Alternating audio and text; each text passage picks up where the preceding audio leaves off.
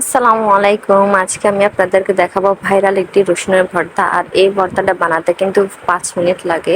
কোনো ঝামেলা নাই, কোনো বাটাবাটির ঝামেলা নাই, এক্সট্রা কোনো ঝামেলা নাই, বেশি উপকরণেরও প্রয়োজন নেই। খুব সহজে অল্প সময়ের মধ্যে আপনারা এই ভাইরাল ভর্তাটা বানিয়ে খেয়ে ফেলতে পারবেন। যখন ভাত খেতে ইচ্ছা করে না বা অন্য কোনো কিছু খেতে ইচ্ছা করে না, শুধু ঝাল খেতে ইচ্ছা করে, আর যারা ভর্তা লাভার তাদের জন্য তো এই ভর্তাটা একদম পারফেক্ট। এই ভর্তাটা বানিয়ে খেলে খুবই ভালো লাগে, ভাতের সাথে তো গরম গরম ভাতের সাথে ভীষণ ভালো লাগে।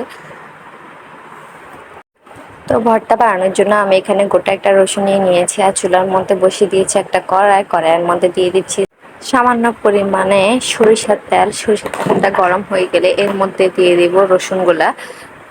আপনারা আপনাদের পরিমাণ মতো নিতে পারেন। এরপর রসুনটাকে হালকা নেড়ে ছিঁড়ে একটা ঢাকনা দিয়ে ঢেকে দিব যাতে রসুনটা ভিতর থেকে সিদ্ধ হয়ে যায়। চুলার আঁচটা একদম লো আঁচে রাখতে হবে, তাহলে কিন্তু রসুনটা ভিতর থেকে সিদ্ধ হয়ে যাবে। এরপর রসুনটা সিদ্ধ হয়ে গেলে এটা নামিয়ে ফেলবো। এরপর দিয়ে দিব বড় সাইজের একটা পেঁয়াজ কুচিয়ে, আবারও আমি একটু দিয়ে দিচ্ছি সরিষার তেল।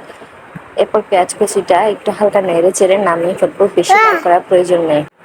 এরপর আমি এখানে 4টা শুকনো মরিচ ভালো করে ভেজে নিব।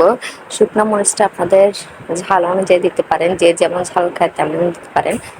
শুকনো মরিচটা একটু লাল লাল করে ভেজে নিয়ে চুলা থেকে নামিয়ে ফেলবো।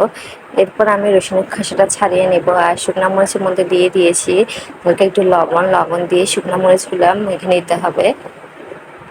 এরপর আমি এখানে নিয়েছি ধনে পাতা কুচিটা দিলে খুবই ভালো লাগে ভর্তাটা। এগুলো দিয়ে ভালো করে মিশিয়ে নিতে হবে। এরপর দিয়ে দিব সামান্য পরিমাণে সরিষার তেল।